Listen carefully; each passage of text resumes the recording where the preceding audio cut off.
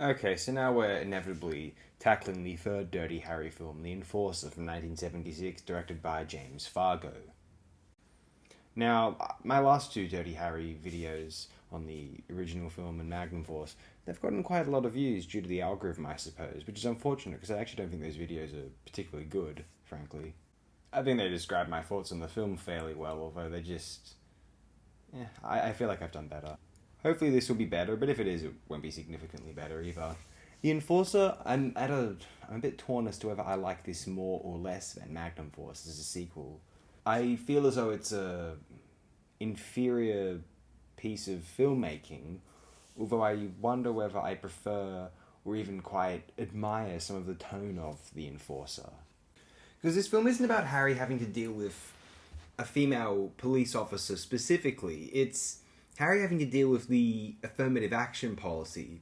As one might expect from Harry Callahan, or, well, Clint Eastwood, they're not exactly fond of this idea. And in the context of the police department, Harry makes some points which are, admittedly, quite fine points. An area like law enforcement is perhaps one wherein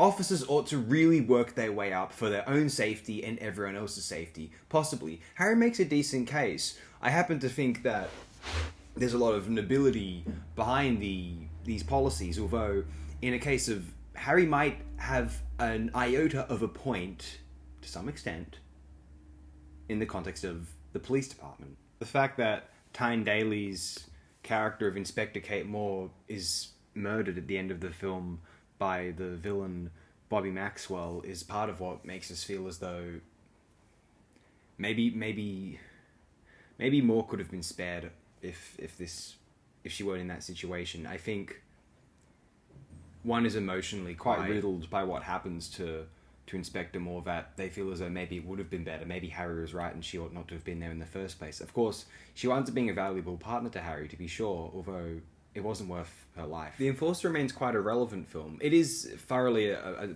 product of the 1970s, as these two screenwriters from California managed to get their script to Eastwood, and he really quite liked the angle of Eastwood having to deal with the second wave of feminism, essentially.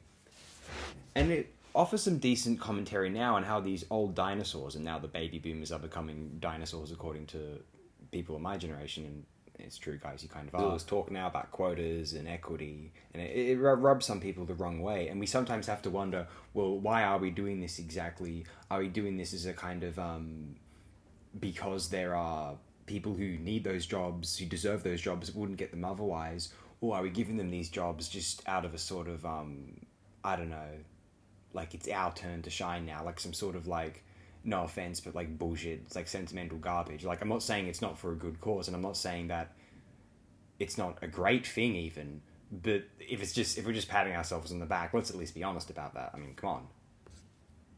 Hey, we can pat ourselves on the back about something and it can still be a good cause. I'm not denying that. People can be sanctimonious pricks, but they can still support a good cause as it happens. Of course, many people don't want to be coddled.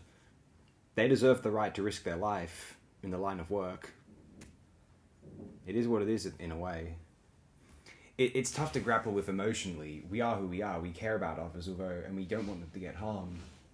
But sometimes we have to allow them the right to risk their lives also. There's a certain dignity in allowing one to make their own way in the world independently, in spite of how it might make them more endangered than they would have been otherwise.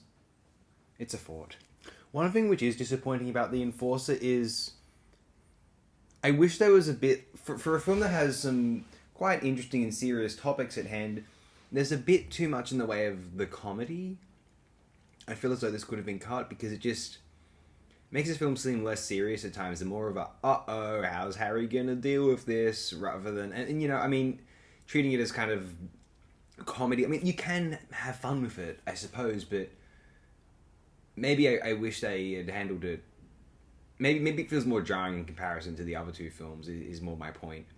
More why I feel that way, but I don't know, maybe because I do like where the film's going, I would prefer if they'd focused on that with more, you know, care and consideration, rather than having these spots of comedy for the audience, more or less. Still, The Enforcer demonstrates that Eastwood was very open-minded to hearing the perspectives of those who thought Harry Callahan was a fascist pig. Those who cried accusations of patriarchy to the old world pre-1960s, well, Harry wanted to hear them out. Clint Eastwood wanted to hear them out. Ultimately, what are the enforcers' politics, however? Is it pro these policies or against these policies? I think it offers a kind of neutral position, instead offering the idea that whilst Inspector Moore certainly deserved to be in that role, it was ultimately just a tragedy that it had to end the way it did.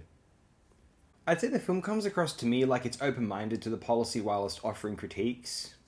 I suspect that's ultimately how Eastwood felt about it too, or at least in regards to law enforcement in this case.